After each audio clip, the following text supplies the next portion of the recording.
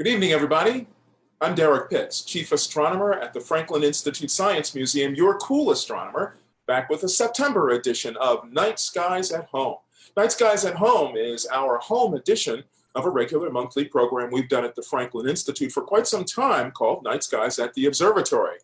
With the coming on of the quarantine caused by coronavirus and COVID-19, we've moved this program online. This program is meant to give you an opportunity to build your skills to become a confident sky observer, learn about what's out there to see, learn how to see it, and develop your skills and techniques so that when you go outside in the evening, you'll be able to recognize things in the night sky without too much difficulty. You'll also be able to pursue areas of interest for you in astronomy as well.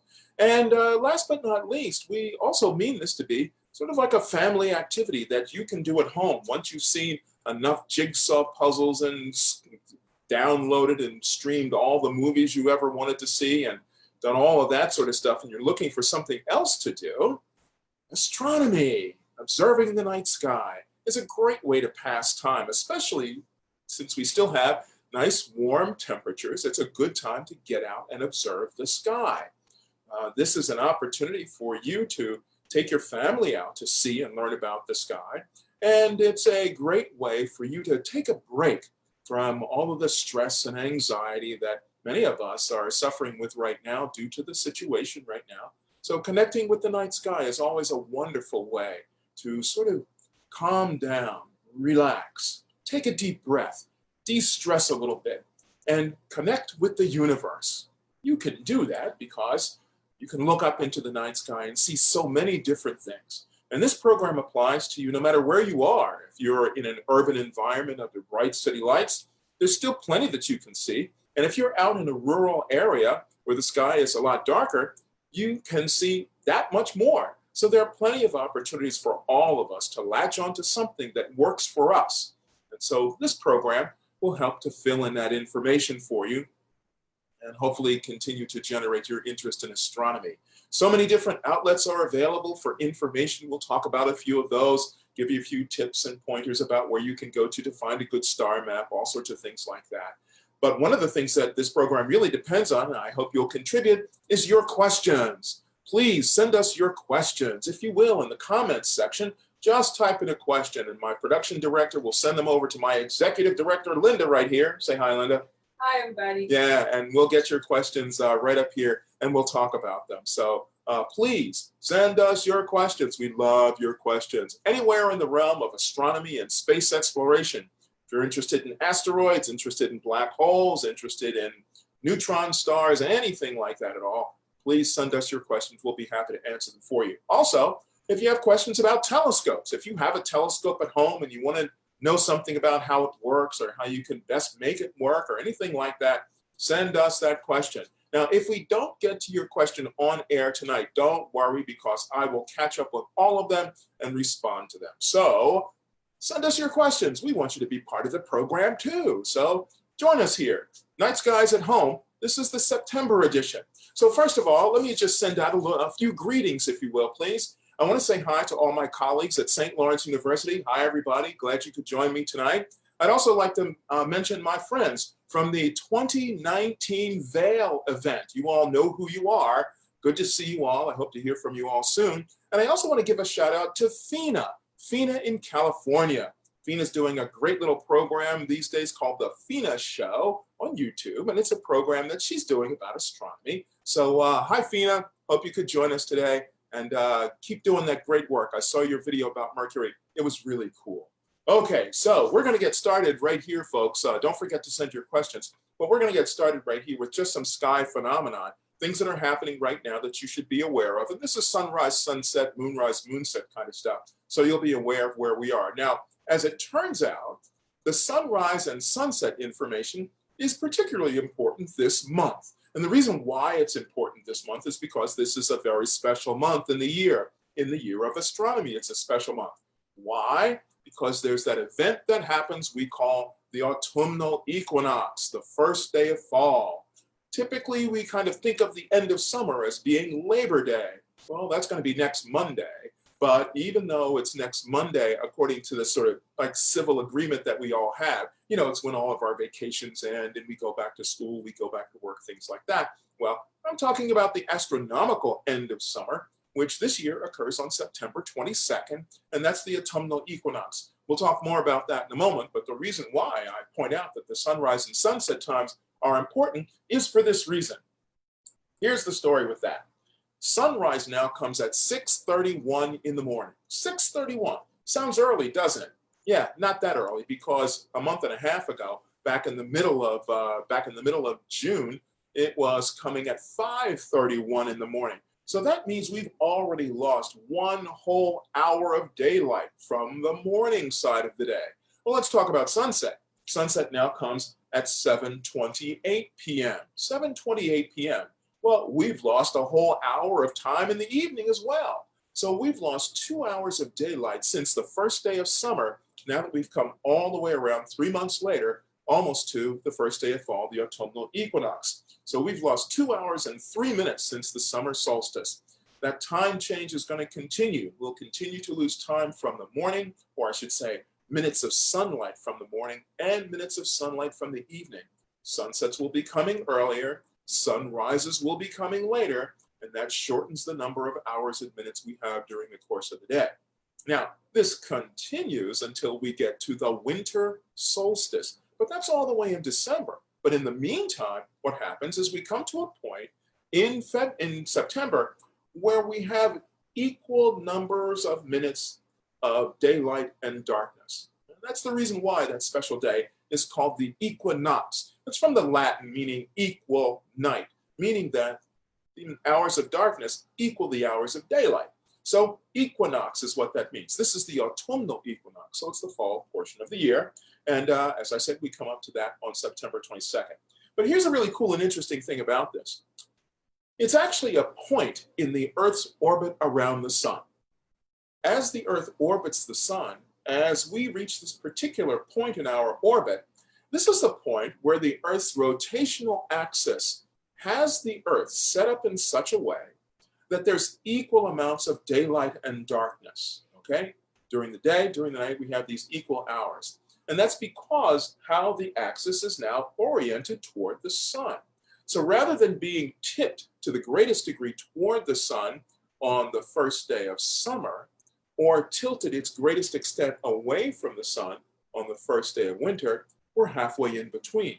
And that's what gives us this equal number of hours of daylight and darkness at the equinox. Now, often I get the question from folks, how come that day or that time doesn't happen exactly on the 21st of September or the 22nd? Well, the reason why is because the Earth's orbit is not circular. The Earth's orbit is elliptical. And because it's elliptical, that means the Earth's rotational velocity changes throughout the course of the year as it moves around the sun. So between that and some of the local effects of where we are on the planet, that makes that time shift a little bit. Oh, I also forgot one other factor that's really important, and it is how we divide up our year. You know, we think of the calendar year as 365 days. Well, you know, really it's 365.24258694329876654 days. Get it? You know, 0.2425. Let's just work with that part. 0.25, let's make it. Well, that's a quarter of a day. So it really takes the Earth 365.25 days to orbit the sun once. It's not even a full day. So between not having the full day and having an elliptical orbit, what that does is that has our civil calendars, you know, the calendar on the wall, is somewhat out of sync with the Earth's motion around the sun.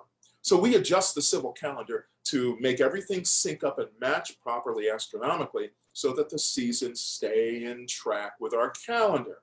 There have been some problems with that in the past. We've learned how to adjust the calendar to make things work out okay. But that's the reason why it doesn't happen exactly on that day. But right around that day, within a couple of days, that's when we have those equal hours of daylight and darkness. Autumnal equinox coming up on September 22nd.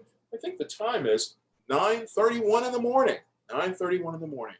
So as you watch sunrise and sunset continue to change over the next 3 weeks, you'll see how these hours and days get closer, or these hours and minutes get closer to being equal between daylight and darkness. Once a week, Just check the sunrise and sunset times, and you'll see how that comes out. Okay, so that's one thing to keep in mind. So now, let's move on. Next, the moon. Our friend the moon was really, really beautiful in the evening sky just a couple of nights ago. It's Thursday. If you were out Tuesday night and you saw that beautiful, nearly full moon, well, the moon actually didn't reach its full phase until the very next day, Wednesday. But it looked like it was almost completely full. Well, now the moon today is 15 days old. So the moon is halfway through its orbit around the Earth, and moonrise now takes place, or tonight, it's at 8:35 p.m. That's when the moon will be rising above the eastern horizon, and the moon sets tomorrow morning at 7:38 a.m. So moonrise at 8:30 this evening, moon set at 7:30 tomorrow morning.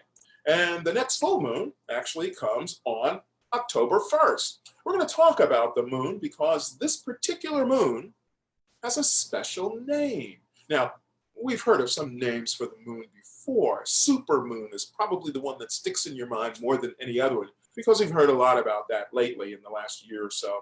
But I'm talking about names for each full moon every month. So we're going to talk about the month name for this particular month and next month because those two go together. And at the same time, we'll also look at all of the other names for moons throughout the course of the year.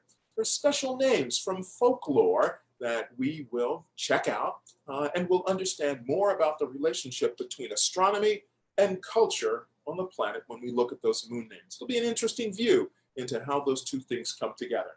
Okay, so we have great stuff to see in the evening sky right now. Let's start with the planets first because those are the easiest things for us to see. And then we'll jump off into the night sky and take a look at some of the stars, constellations, and other figures that we can see in the evening sky. Planets right now. Planets are all looking good. The brightest ones that we can see in the evening sky are Jupiter and Saturn. Last week, you may have noticed that the moon was close to two bright stars. I would say this was last Wednesday or so. You might have noticed that. Well, the brightest one that the moon was next to, that was Jupiter. And then another day or so later, the moon was next to a slightly dimmer object, bright nonetheless, that was Saturn. So at that opportunity, you had the chance to see something really interesting. And that is, you got to see a little bit of the three-dimensional nature of the structure of our solar system. And here's what I mean by that. You know, when you go outside and you look at the night sky, what you might see is you might see this sort of dark sky against which you'll see these points of light.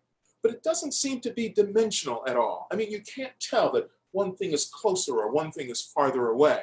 And that's mostly because without any kind of reference points in the background at all, you can't tell the difference between whether or not something's closer. You don't have the cues that you need, the visual cues to tell you what's what. And that's why I'm here, because I'm going to help you with that in terms of the moon, Jupiter, and Saturn.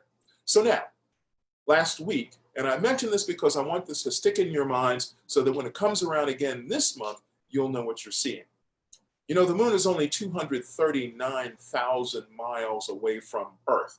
That's about a 3-day trip if you're traveling in a spacecraft that, you know, the fastest spacecraft we have today, about 3 days. That's not too far away.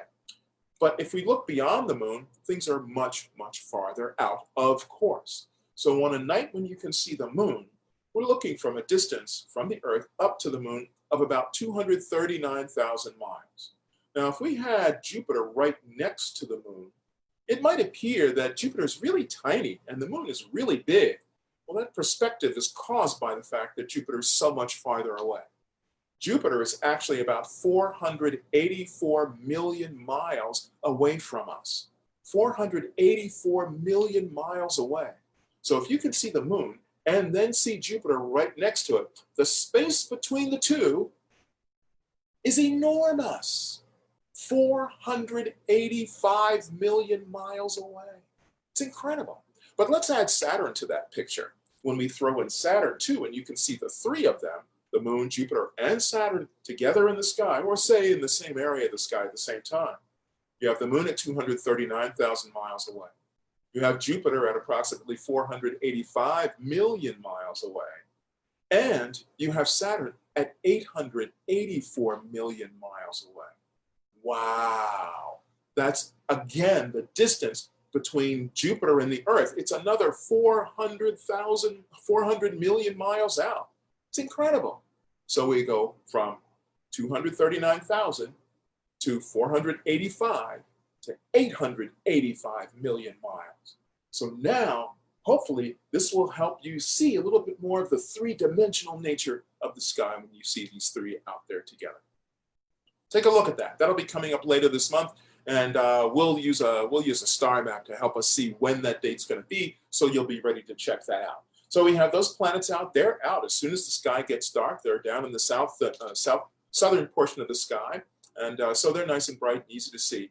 You don't need a telescope, no binoculars. And you know what? Another thing I forgot to mention, this is available and visible to anyone, anywhere in the country. So if you're here on the East Coast, you can see this from Maine to Florida without too much difficulty. If you're in the Midwest, gorgeous skies there. You can see this with no trouble. And even if you're on the West Coast in California, you can see this without any difficulty at all. As far up as Washington State, all the way down to Mexico, you can catch this without too much difficulty. So Fina, get outside and take a look in the evening so you can see Jupiter and Saturn in the evening sky.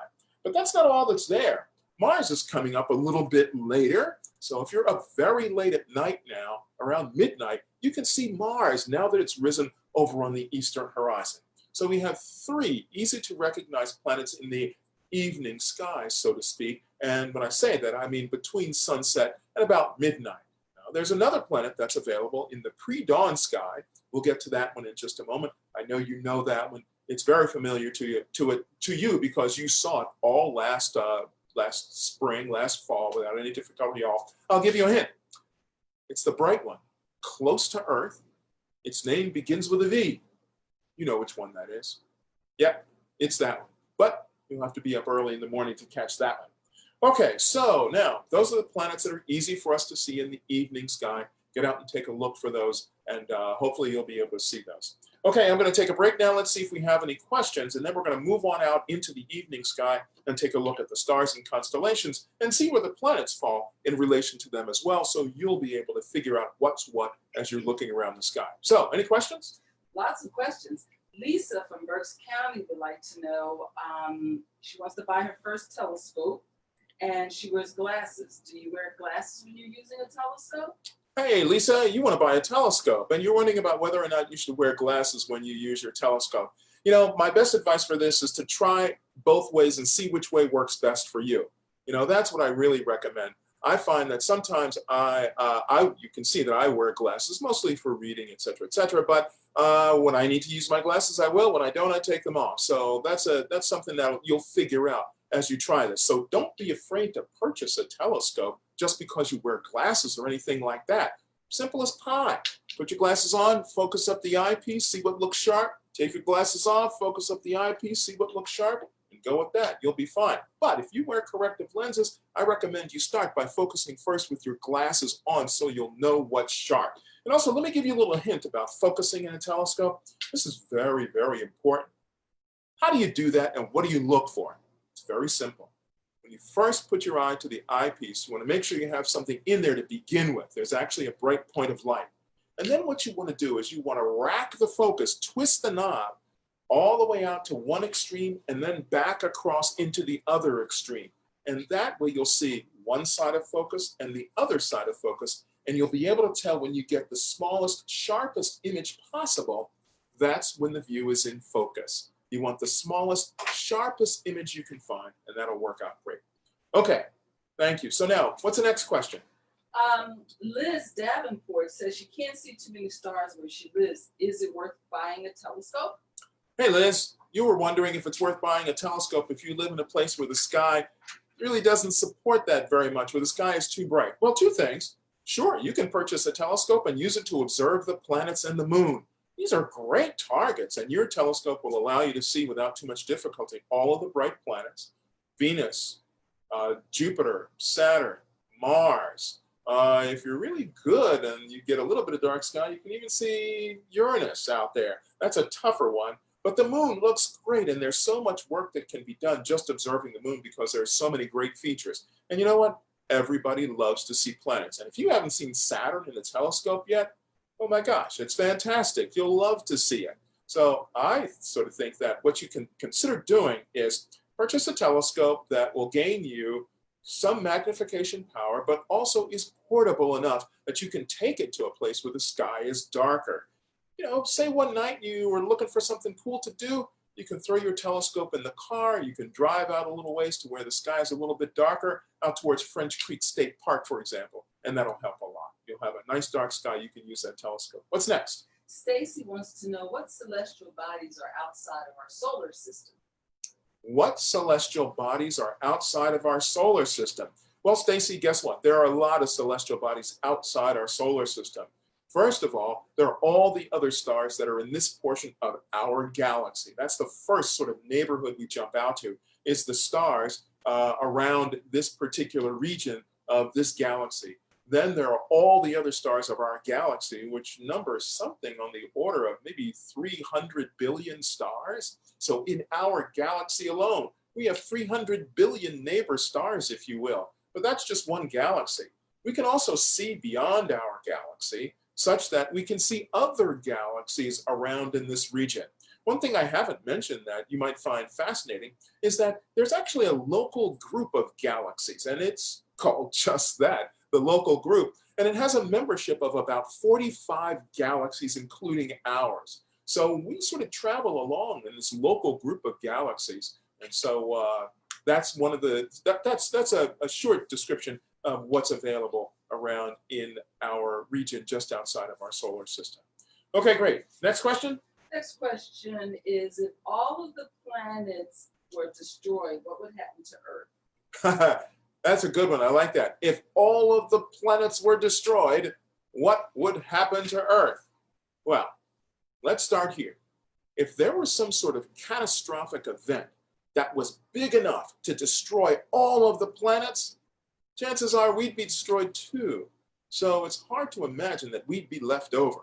So if there's something big enough going on, well, we're probably going to be involved.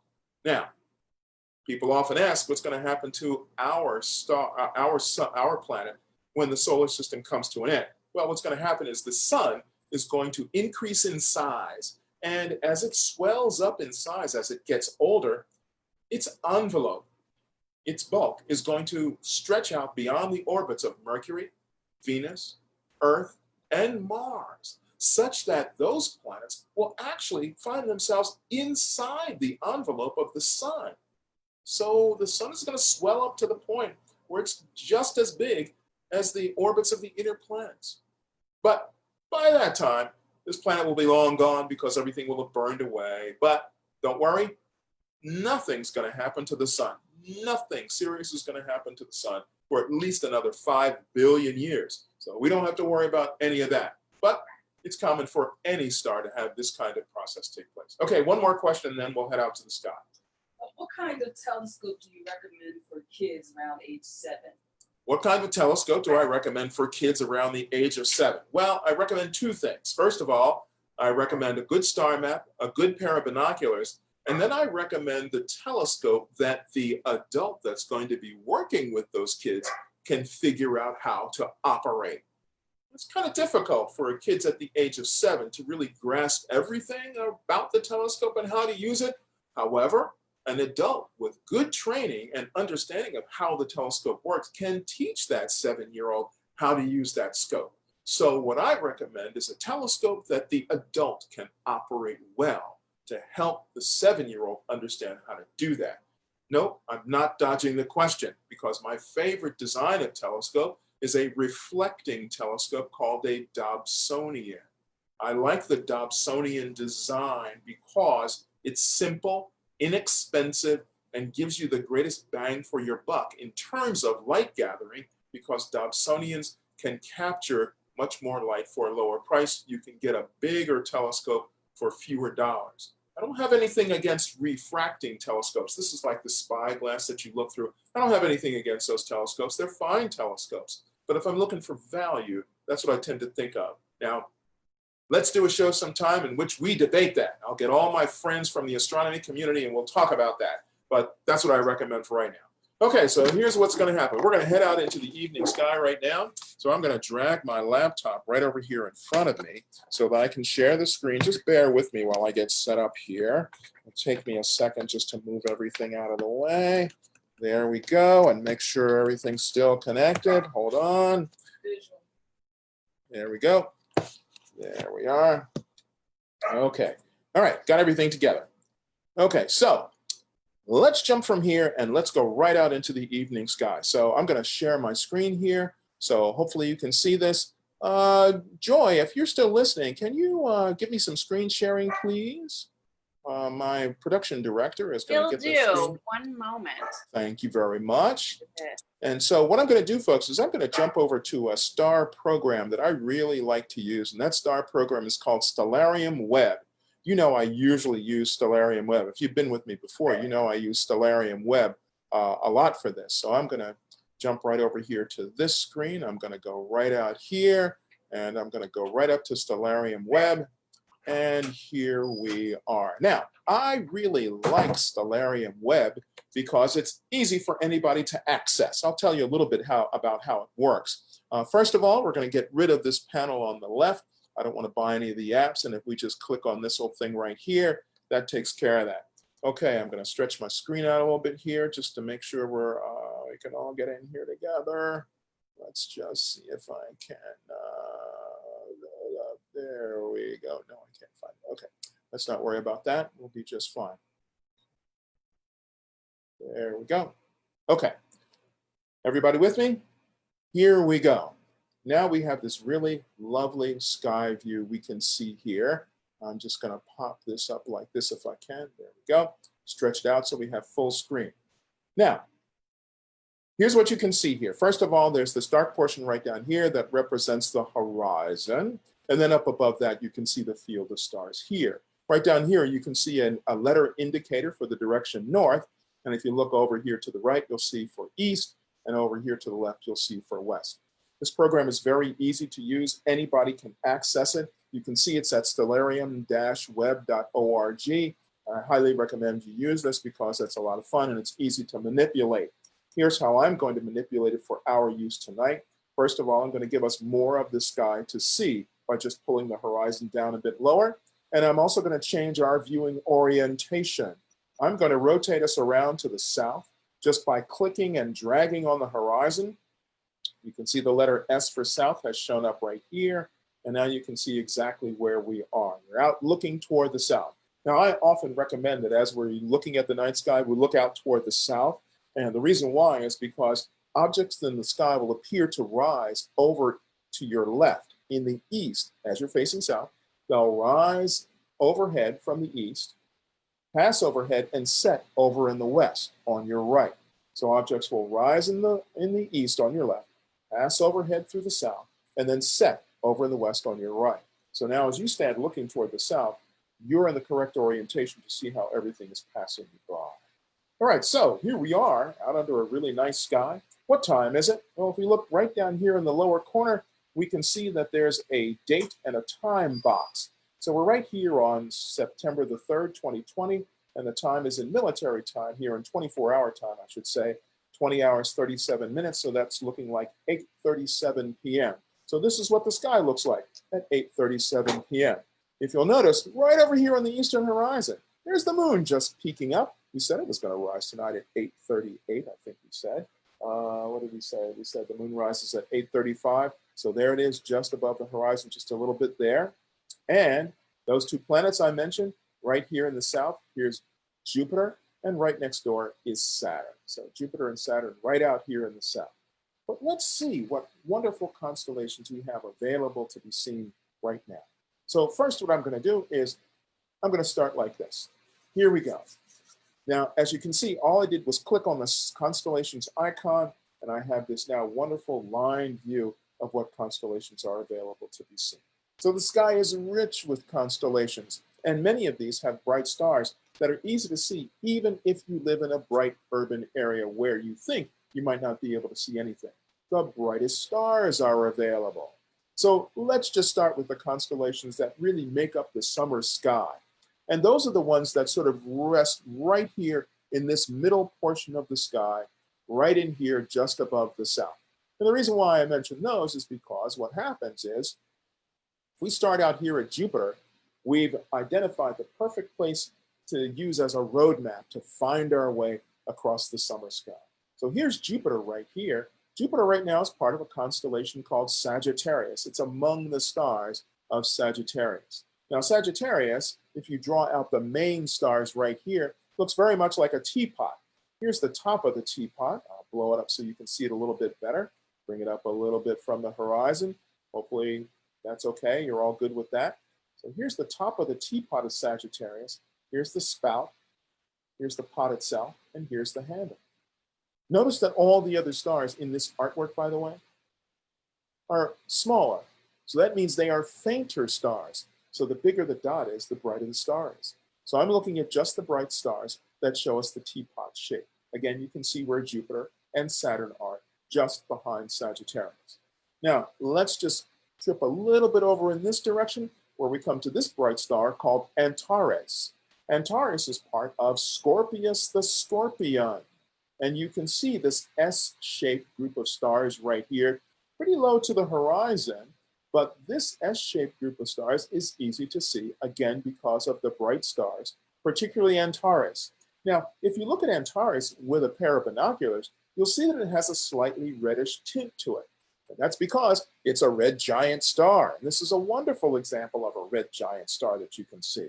So if you go out and you figure out where Sagittarius is relative to Jupiter, just to the right, here's Sagittarius. A little bit further to the right or to the west is Antares. You've come to the heart of the Scorpion right here, Scorpius the Scorpion. Now, they happen to flank a significant piece of the sky, and that's the Milky Way. So this glow of cloud you see right up through the middle here, that's the Milky Way.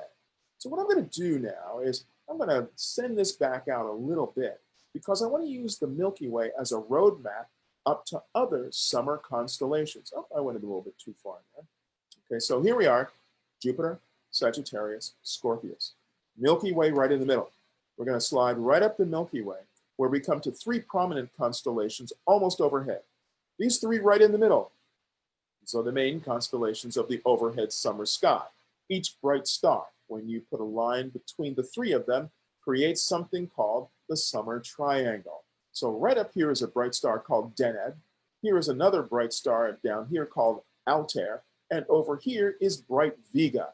If you connect these three with lines, you'll come together with the summer triangle. Very easy to recognize because they're bright and you can see them even if your sky conditions are like Center City someplace and you think you can't see anything. These three will stand out and you'll be able to identify them. Now, if you're in an urban sky situation, you can see these three stars and you can see the stars of Sagittarius and Scorpius. You can map out where the Milky Way is yourself. And here's the cool thing about it. If you can map out where the Milky Way is, number one, as you look towards Sagittarius, you're looking in the direction of the center of our galaxy. So if you built a spaceship in your backyard this summer, you're looking for some place to head to, jump in and point yourself out towards Sagittarius. You'll be heading toward the center of our galaxy. Now, if you come up along this stretch of stars, you're actually working your way along the arms of our galaxy. And the arms stretch up into the northern and northeastern sky and down below the horizon into the southwestern. It actually creates a ring around the sky. But you can see this portion of the ring as part of our summer sky right here without any difficulty at all. So even if you're under urban sky conditions, you can still figure out where things are without too much trouble. Okay, a couple of last pieces we'll add here for the sky, and then we'll head on. So let me just add these pieces right here. First of all, Vega.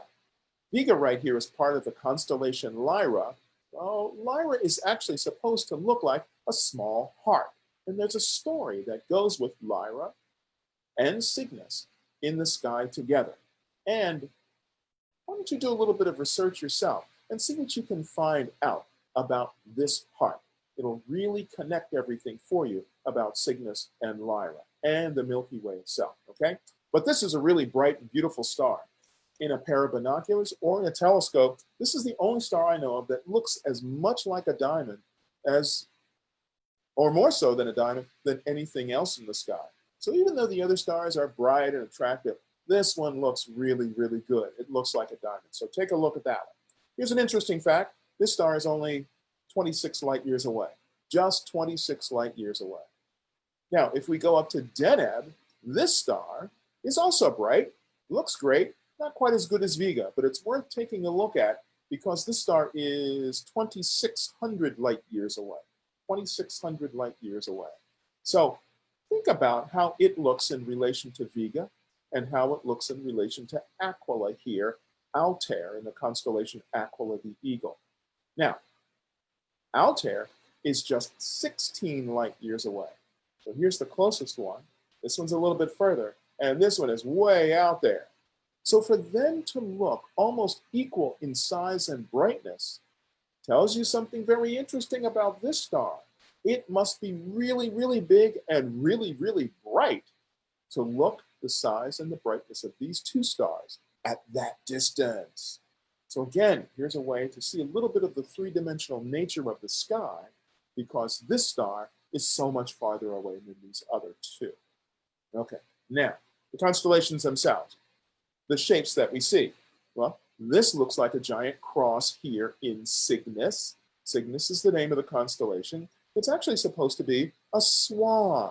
Here's the tail of the swan at the star called Deneb. Deneb, the word itself, means tail of, and that's what that is. And out here is the bill of the swan at a star called Alberio. This happens to be a pair of the stars, by the way, just a pair of stars right there. And here are the wings of the bird right here. Aquila, by the way, is another bird. It's an eagle, but as Cygnus is flying in this direction down the Milky Way, Aquila is flying this way up the Milky Way. So two birds, a swan and an eagle, one heading this way, one heading this way, and here's the harp right over here. It doesn't look like that right now, but that's what it's supposed to be according to the mythological stories that go with the constellations. This is a cool thing about looking into the night sky. We can see so much of the culture of the planet among the stars and constellations we see.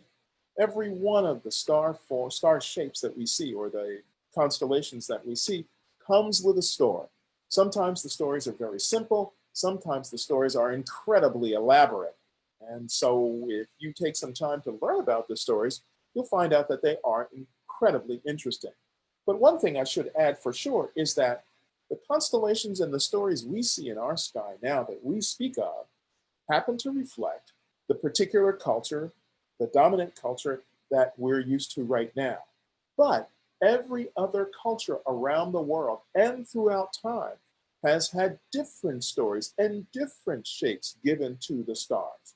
It's very much like a giant connect the dots game, especially if we don't have any reference points at all. So if we don't have any lines connecting dots, or we don't have any particular names, you can make up whatever shapes you like, and you can create whatever stories you like. And this has happened throughout time, is that different cultures all around the world throughout time have created their own stories, their own mythologies about the night sky. Often these mythologies carry important information about that culture, information that's important enough for the culture to want to store it someplace where it might last forever. So while we have these shapes that we have given, like a giant connect the dots game, we also have these artwork figures that help to tell those stories that ancient sky observers wanted to be kept for forever by placing them in the night sky where they thought these stories would last forever. In a way, you might think of the night sky as being like a giant computer hard drive. You know how a computer hard drive stores information for a long time?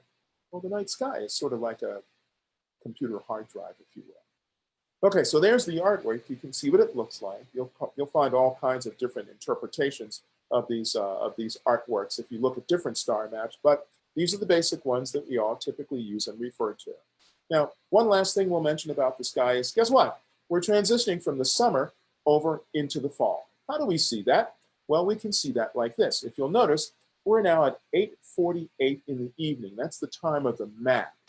So if we look over to the eastern side of the sky, This is now the region of the sky that represents new constellations coming into the evening sky. So right now, around 9 o'clock, these are the dominant constellations of the summer sky. But I'm going to advance the sky a little bit. Here's how I'm going to do that. I'm going to come down here where I can make the sky run a little bit faster. And here's what I'm going to do. I'm going to step it up like this. You can see I'm actually adjusting it by minutes here.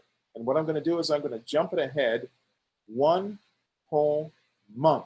So I'm over here at the date adjuster, and watch what happens when I click the forward arrow. Notice that the constellations of the summer sky shifted over to the west, and constellations of the fall sky came into this region right here. So now we've moved ahead 1 month, and we can now see these constellations of the fall sky: Pegasus, Andromeda, Pisces, Aries, Sagittarius up here, Cetus down here. And right over here on the edge of the screen, this is the leading edge of the constellation Taurus the Bull, one of the main constellations of the winter sky. So as you can see, we can see this in just about a month. Now let's go back to September, back to where we are now, because there's one other way that I can make that happen. And that is, I can stay out later at night.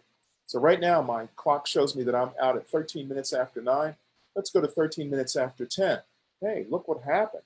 At 13 minutes after 10, I almost have that same sky that I had in October. So my point is, if you stay up later at night, you'll be able to see the stars of the next coming season. The later you stay up, the more you'll see of the next coming season. So I've now moved to 11 p.m. and I'm going to move to midnight. And the reason why is because if we take a look over here, we can see that Mars is now well above the east-southeastern horizon.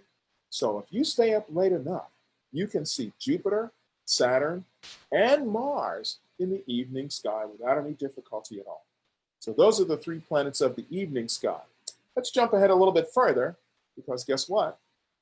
If we wanted to see where Venus is, we'd have to be up at 4 a.m. to see Venus over here on the eastern side of the sky.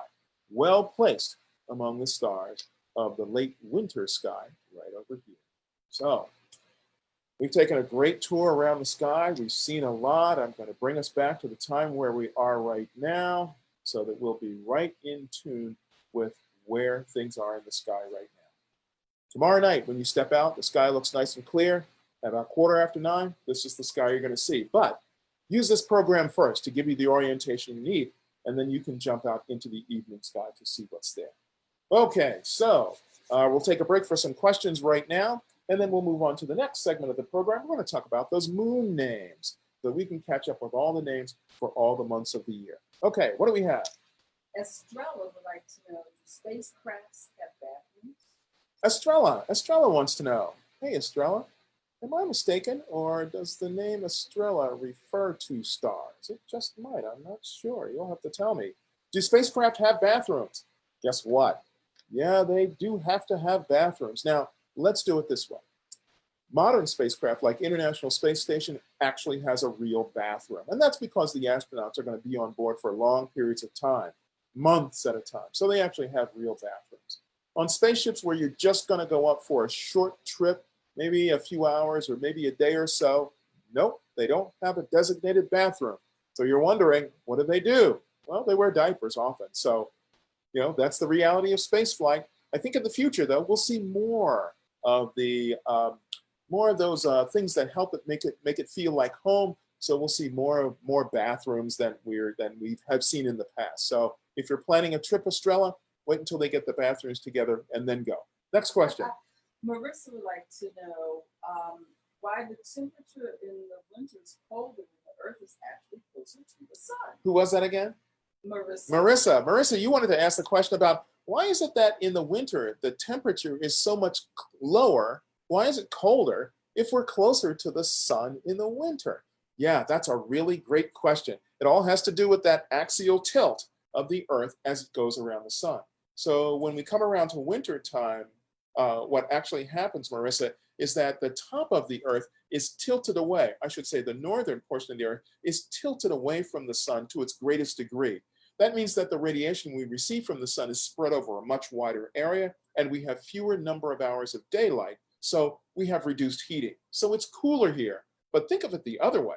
Down in the southern hemisphere, when we're closer to the Earth in what is our winter, it's actually summer for them. So we have to think about both halves of the Earth, the northern and the summer, to get all of those different effects in about the tilt of the Earth and our proximity to the sun. Great question, Marissa. Thanks. Next. Robin would like to know, is it possible that the Voyager satellites, how is it that the Voyager satellites are still sending messages back, and how long does it take for the message to get back to us? This is one of my favorite questions. Robin.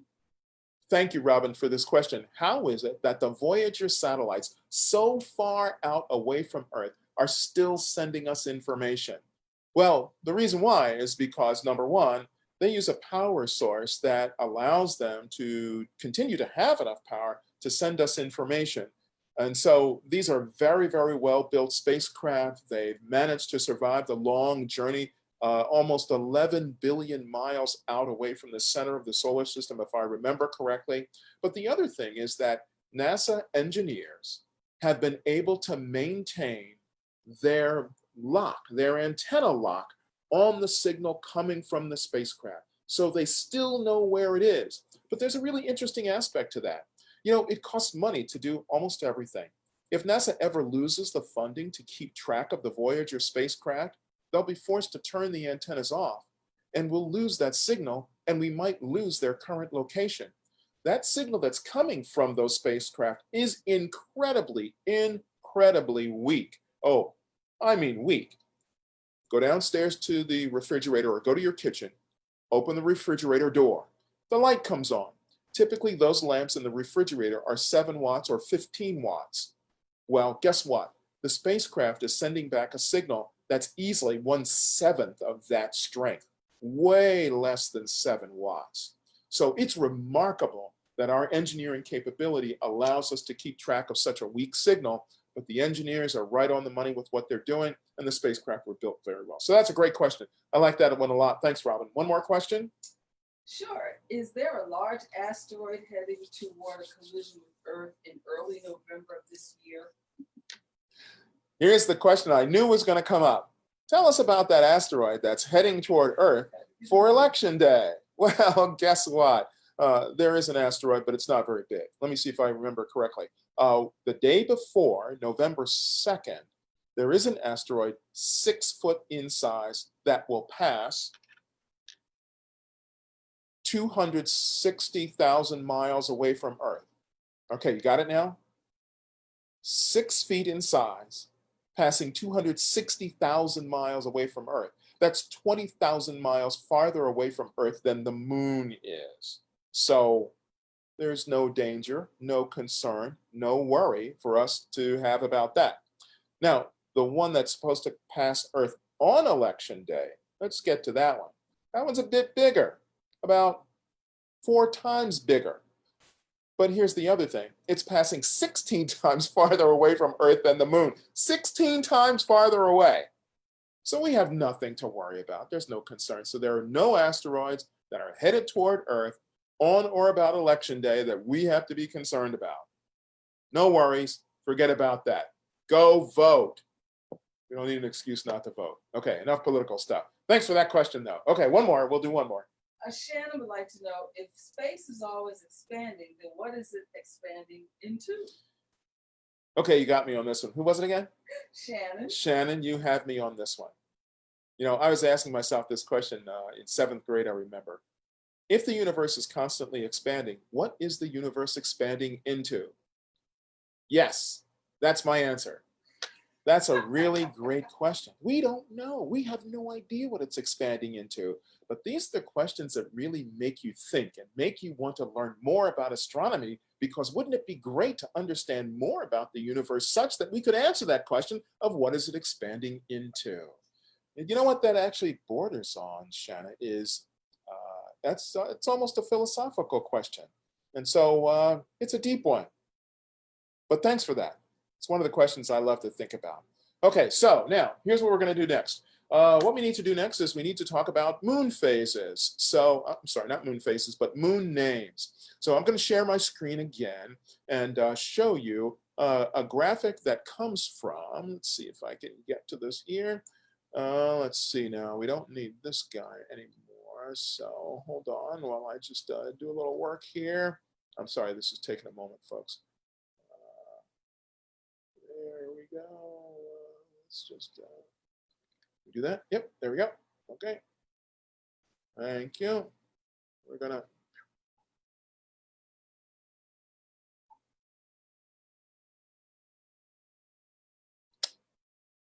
There we go. Okay. Minimize that.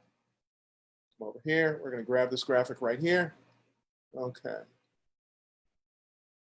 Oh, wait a minute. It's been paused. Hold on. That's what I needed to share. Oh, I'm not going to be able to bring that graphic. Oh, I'm sorry. I may not be able to bring that graphic. Let me try another way to do this. Hold on. Give me just a moment, folks. I want to see if I can figure out how to make this work for me here. I'm going to share the screen here. I think this will do it. Now, okay. Now, hopefully you can see my graphic here that I have borrowed courtesy of the Old Farmer's Almanac. And in the Old Farmer's Almanac, they have a list of the names that have been given to the moon, to the full moons of each month by the indigenous peoples who have lived here in North America for thousands of years. Many of the different cultures of the indigenous peoples had different names for the full moons. And typically those names are connected to agriculture. And they are used as ways to divide up the year into recognizable time frames, into recognizable sections of time. So it makes it easier to sort of define the different lengths of time for the course of the year. So it works like this. Over here is the January moon, and it goes across from January to April. So January, February, March, April, like that. So the January moon has for a long time by many of these people been known as the full wolf moon. The February moon is known as the full snow moon. These again are cultural names for the full moons of every month. March is the full worm moon. April is the full pink moon.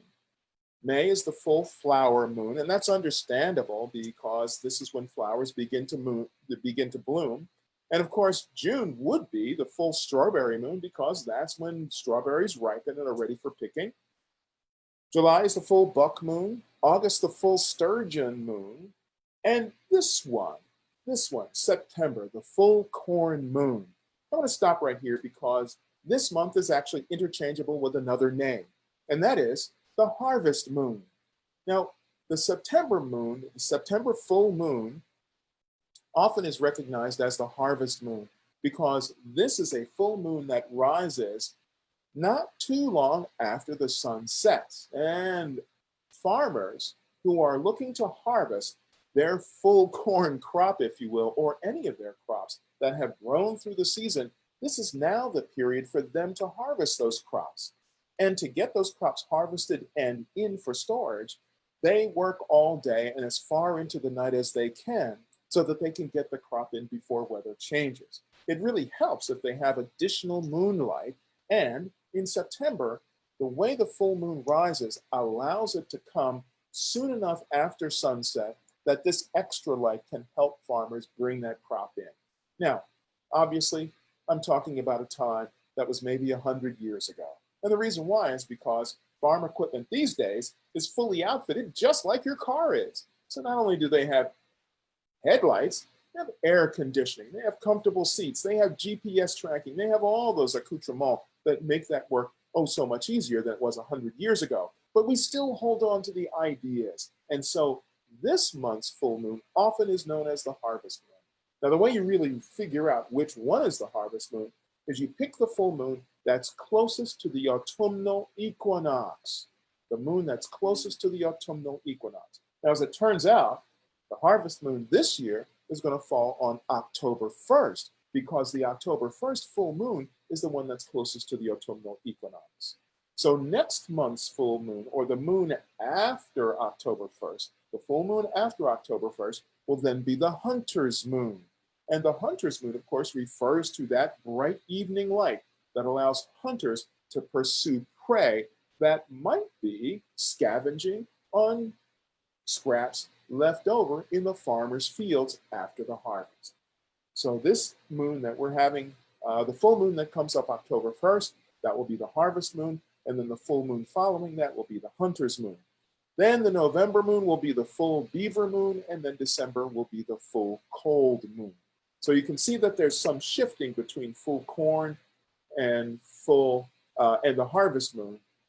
Those names are somewhat interchangeable, but you can see these names are all these names that are culturally applied to help us better understand the divisions of the year. So you'll see these names around, and there are different lists of these names that you'll find also. But for this one coming up, October 1st, that one will be the harvest moon. Okay, great. So now, a couple of other things we want to get to during our programming here. Just a moment, the screen sharing has stopped, so that's good. Here we are. Great, we're back up. All right, so now we talked about the planets that are visible in the evening sky. We know all about those. We know about the constellations. We've gotten all that done. That's really great. Oh, I know. The other thing I wanted to mention for you, special launches to look out for this fall. There's one in particular that I wanted to bring to your attention. I'm going to go back to sharing my screen again so that I can show you this. Hold on. It's this screen share I believe I need right here.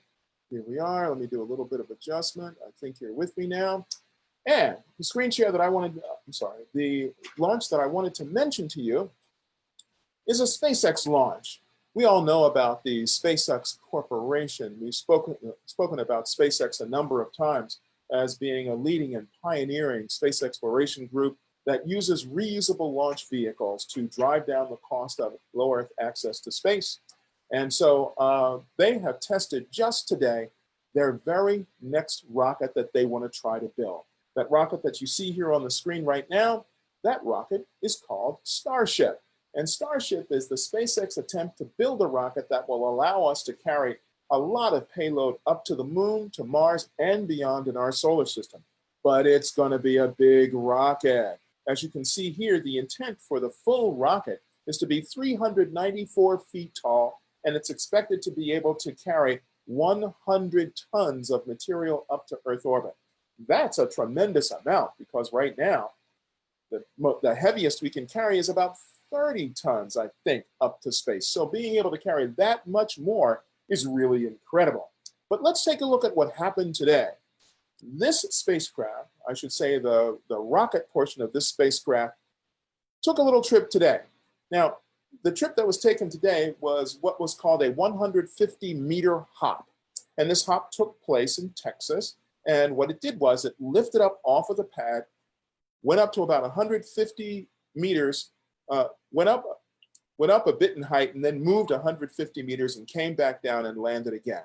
Now, the best video of today's launch that happened earlier today is not really available yet. So I'm using this video of a different test, a similar test that happened a little earlier on August the 4th.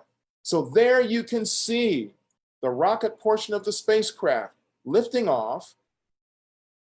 The rocket motor itself you can see burning. You can see little attitude jets along the side.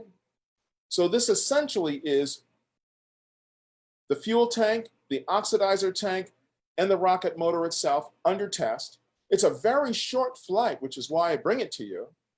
And in this particular one from August 1st, you can easily see what's happening. There's the rocket motor looking at it from inside. You just saw the landing feet come down. Don't worry about the fire up there. That's just fine. Now we're looking down the side of the rocket as it's coming down to land. It's just about to touch down. And as it touches down, the engines shut off and the test is complete. Well, that test happened today. It was the second one of these tests. There'll be more of these tests coming this fall, so you should watch out for them because they really do mark the next step. Hold on one second. There we go. Let's get rid of that. Give me a second here just to clean up some stuff here, folks, please. Thank you very much. Okay.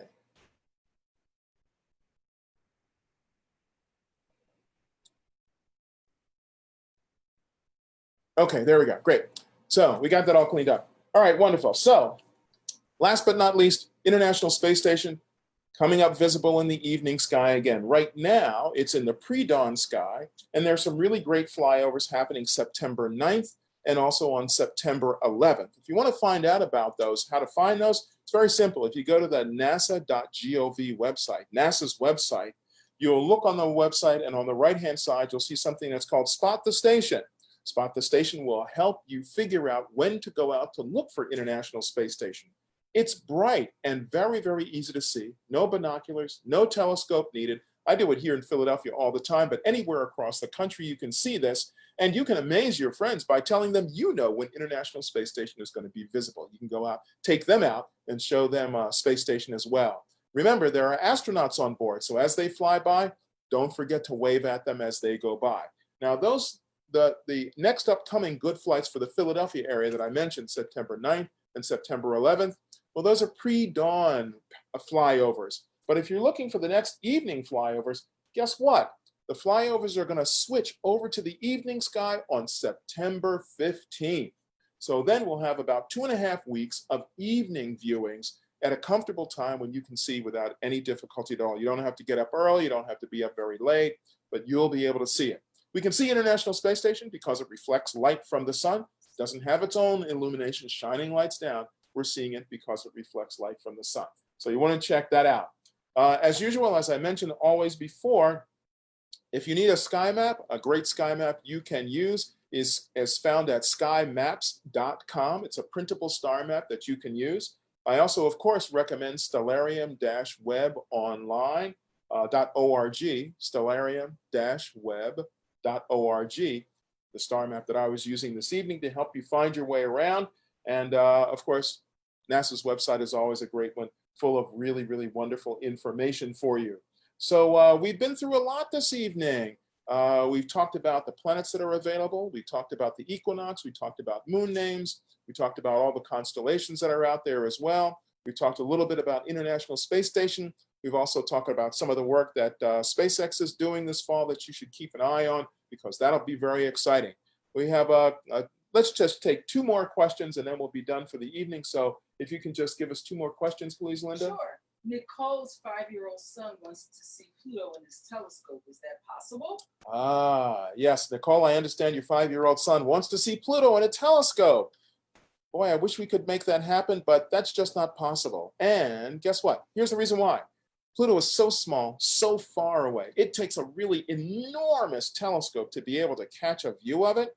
And even if you were to point the biggest telescope in the world at Pluto, it would look like a little tiny dot that you could barely see. Remember, it's 3.6 billion miles out, and it's the smallest planet of our solar system, really. Well, it's actually called a dwarf planet now. It's so small, so it's really, really difficult to see. My best recommendation for seeing really, really great images of Jupiter, NASA's website, nasa.gov.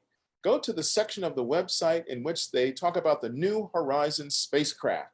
That spacecraft went out and flew past Pluto and took some really fantastic images. So that's the way to do that. So try that. Hopefully he'll enjoy that. Next. 8-year-old Asha wants to know, how many rings does Saturn have? Oh, Asha wants to know, how many rings does Saturn have? Great question, Asha. You know, at first when you look at Saturn, it looks like it has about 5 rings. Looks like there are 5 sections of rings. But when you get really close, Asha, guess what?